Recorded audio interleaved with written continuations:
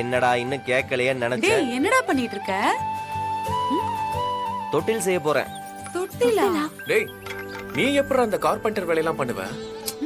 அதெல்லாம் கத்துக்கிறது தான்டா.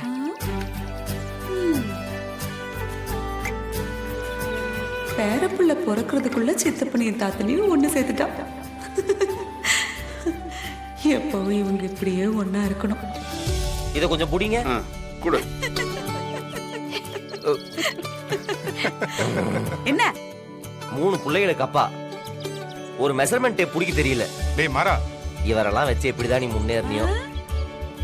டேய் பரன்ல ஒரு பழைய தொட்டில் இருக்கு, அது கிட்ட போய் கேளு, என்ன பத்தி சொல்லும். அப்படி சொல்லுனா? டேய் என்ன நினைச்ச அண்ணனை? என் அண்ணன் பர்மா தேக்கிலேயே தொட்டில் செஞ்சவரு. புதுசா செய்ய வந்துட்டு பேசுற?